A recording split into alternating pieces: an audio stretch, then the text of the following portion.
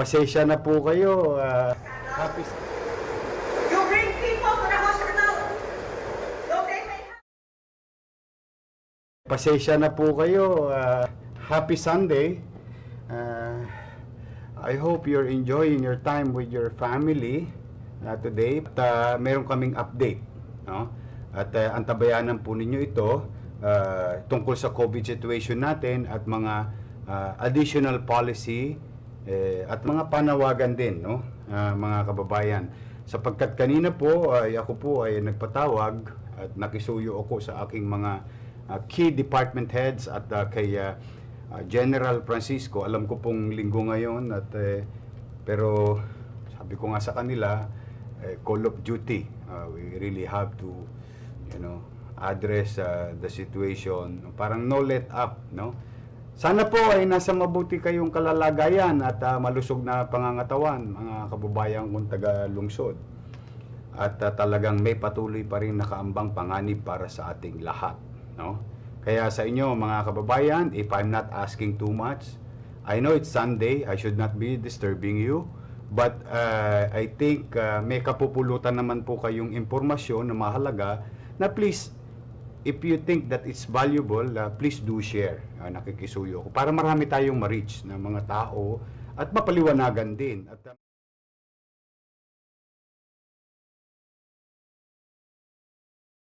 The scandal. You bring people to the hospital. Though they may have triggered in a motor vehicle accident, they are told, COVID na lang. Para wala nang bayaran. For and in behalf of the province of Cebu and the Cebuanos, allow me to thank Secretary Duque, together with our other honorable secretaries, for coming over to this special session called for by our provincial board. Last June 15th, when I extended that invitation in the Senate hearing, and when I said that we are willing to ask the provincial board to revisit the ordinance, that was a hand extended across the chasm that divided us in the difference of protocols between Cebu and Resolution 114 of the IATF. So let me tell you,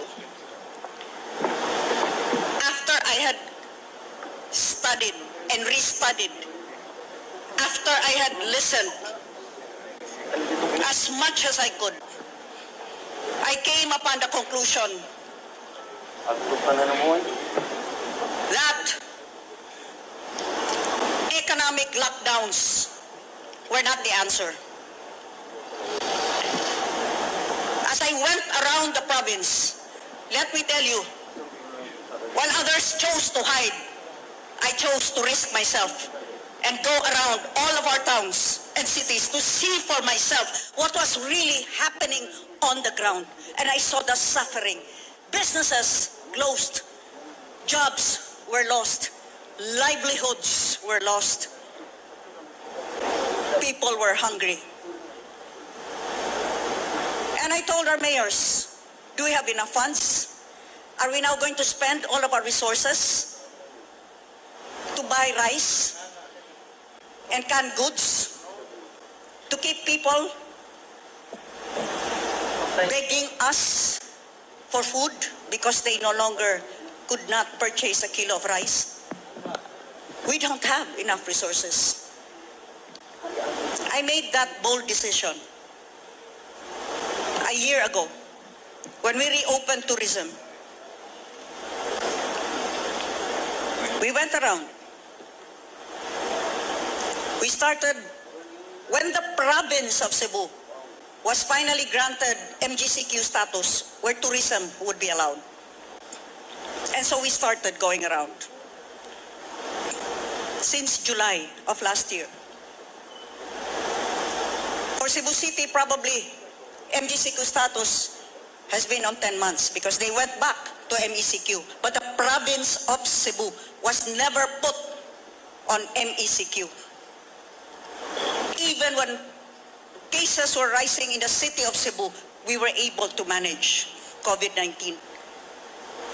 And so for the province of Cebu, we've been on MGCQ status for almost a year now.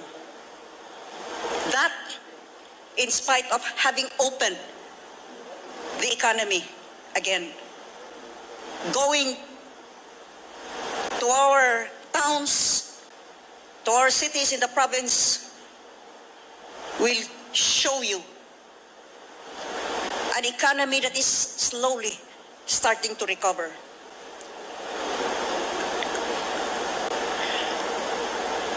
I speak as one who is tasked to look after the welfare of millions of Cebuanos. If it were left to me alone and my family, I'd probably have decided otherwise. And I would have luxuriated in the comfort of my home, lest I be infected with the dreaded COVID-19. But you see, we are more than ordinary people. We are tasked with a duty to serve those that trusted in us. We are the elected officials of this province, and that is probably why all congressmen in the province of Cebu, practically all towns and cities in the province of Cebu, passed resolutions urging the IATF to accept the Cebu Protocol. Because we interact with the people. We listen to their plea. We know how much they are suffering.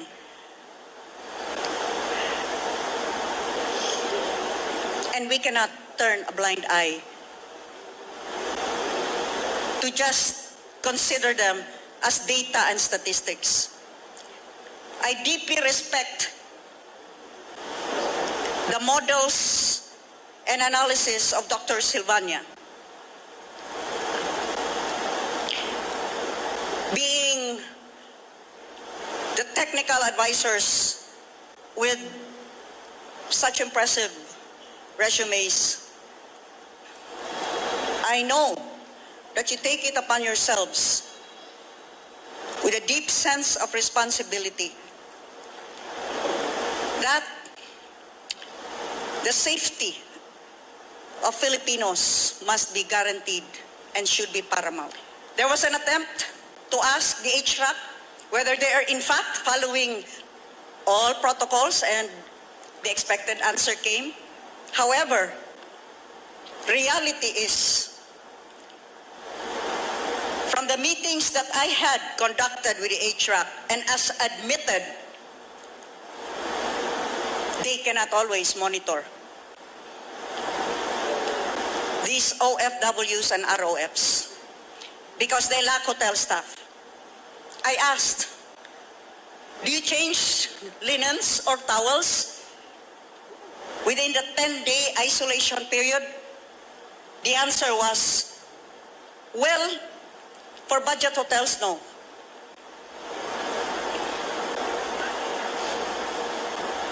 For the better hotels, they take out the linen and the towels, put it outside the door. They leave the clean linen outside the door too, and it's the OFW or ROF that changes the linen. Theoretically. PNP personnel that are assigned in hotels are doing exactly that. They're outside the hotels. I have had numerous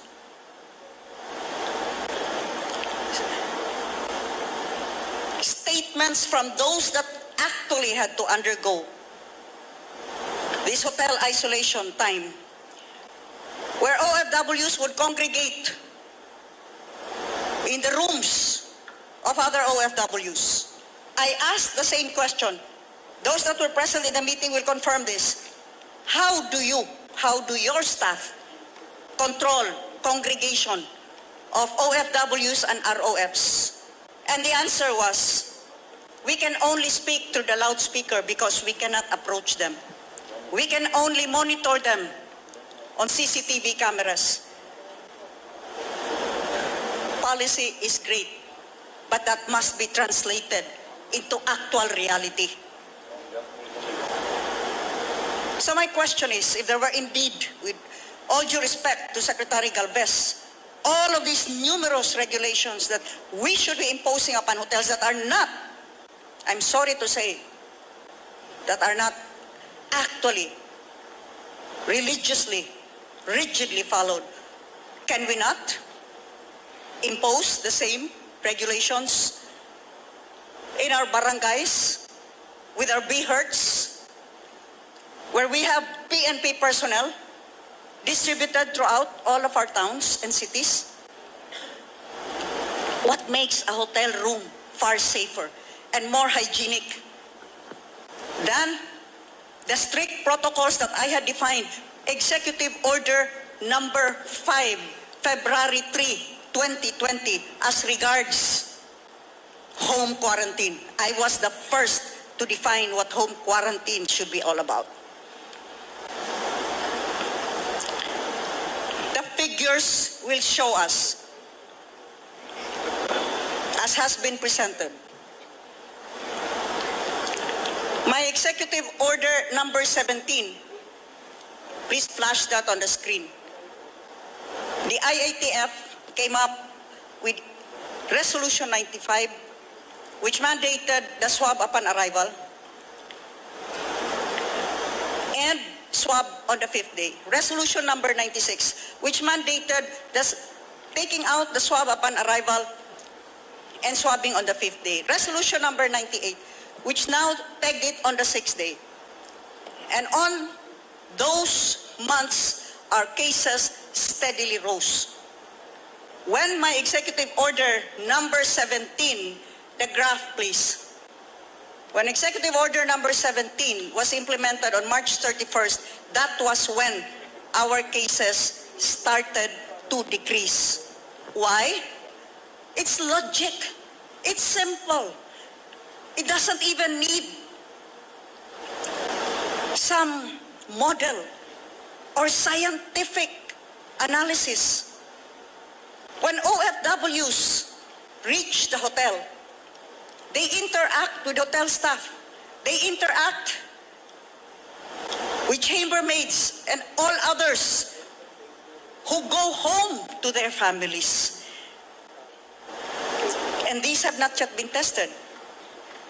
When these hotel staff go home to their families, they could possibly already have been infected. And so, the great infection game continues.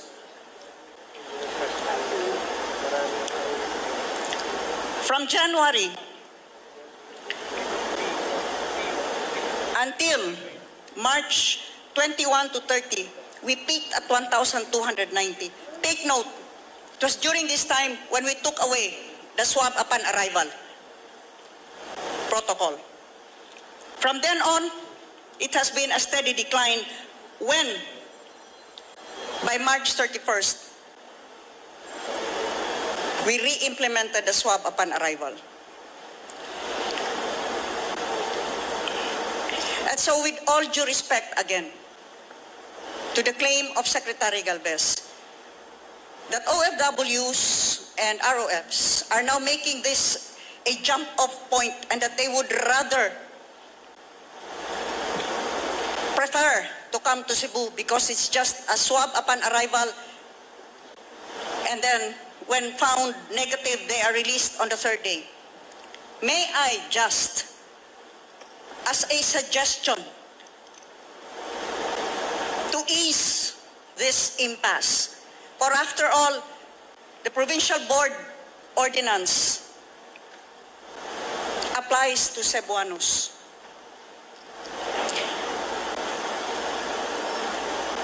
That Cebuanos that arrive are tested and are found negative on the third day shall be released to home quarantine that qualify or to designated isolation centers. May I just also respectfully inform the good secretary that we have over 2,400 beds for isolation occupants. Practically all of our towns have well-constructed, clean, hygienic isolation centers that can be designated as quarantine facilities. This is, after all, the #1 province in the entire country. Our towns can afford it. Our cities can afford it. The province can afford it.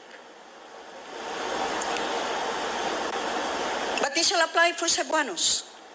And to allay your fears that people from other provinces will now choose to come to Cebu,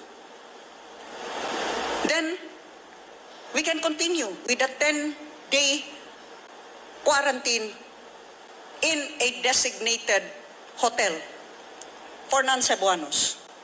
For after all, why must we keep Cebuanos in hotels? Sure, the OWA pays for OFWs, but that's charged against the Bayanihan funds. That's not charged against OWA funds. That's still taxpayers' money. On the other hand, the ROFs will have to pay. I had thanked the President that he would try to look for funds to ease the 10-day stay in the hotel, which can cost anywhere from 25,000 to 30,000 to 50,000, depending upon the hotel. Because the ROFs have to pay standard rates. They are already in Cebu. Our mayors are well equipped to handle them, including our barangay captains. As you have repeatedly said, you admire the best practices of Cebu. Then please allow us to do this for the Cebuanos. Let this be a compromise. The Provincial Ordinance number 4-2021, which has adopted Executive Order number 17, will apply only to Cebuanos. For the rest of those that take the Cebu route and are non-Cebuanos that need to go home to their respective provinces, we will gladly accommodate them here in our hotels, where room capacity has now expanded from 2,500 initially to possibly 3,800, or the expected final number might be 5,000. That allows us to accommodate 5,000 OFWs and ROFs for 10 days. With arrivals now still limited at 300, we would only need 3,000 rooms. We hope, though, that arrivals will be further increased. That is our request. With all due respect, please, I speak not as a doctor, I certainly am not. Not as a scientist, I certainly am not. But I speak with a deep sense of duty as an elected official, as our vice governor and board members, congressmen and mayors as well are elected officials accountable to the people who elected us. We must, in accordance with Section 17, otherwise known as the General Welfare Act, Welfare Clause, must uphold the general welfare of our people and our constituents. allow us to take this responsibility into our hands. For we cannot govern with what-ifs. We cannot possibly hope to achieve the welfare of our constituents when it's based on models and possibilities and assumptions. What is real is, in spite of the UK variant, in spite of the P.3 variant, otherwise erroneously identified as the Central Visayas variant, in spite of all of these other variants, Cebu province continues to be on MGCQ status. We are nearing a year now, and we should even now be granted low risk. So give us this responsibility. We have taken it upon our hands. So have our congressmen. So have our vice governor and the provincial board and our mayors. We have been able to handle the very first few months where we knew nothing of this virus. We continue to handle it. We continue to manage it now that we know so much more.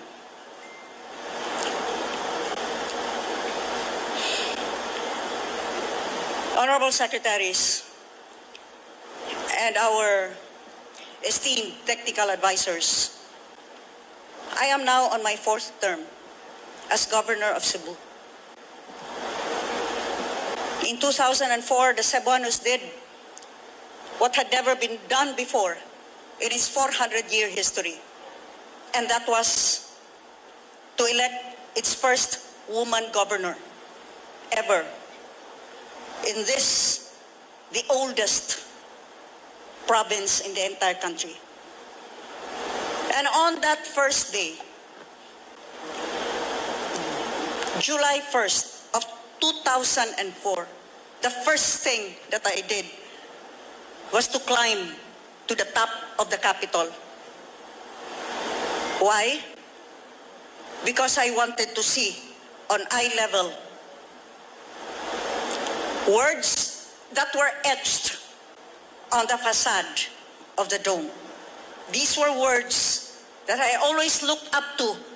This time, I wanted to read on eye level so that my heart could fully assimilate the meaning of these words. And these words are, the authority of government emanates from the people. The authority that we possess comes from the people. Whether you be legislators or chief executives, whether you be congressmen, board members, mayors, or even governor, whatever authority that we exercise came from the people who elected us and trusted us to look after their welfare. And that is our sacred responsibility contained in our oath to serve well and to serve faithfully. And so, from the bottom of my heart,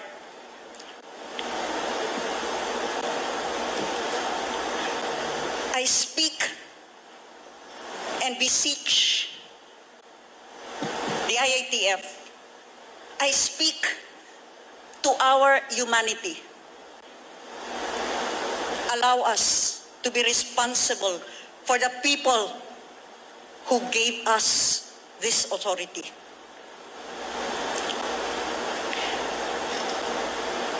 Allow us to be able to face them and say, we are accountable to you. We will serve you with our utmost best. Mabuhay ang Sugbo, mabuhay ang Pilipinas.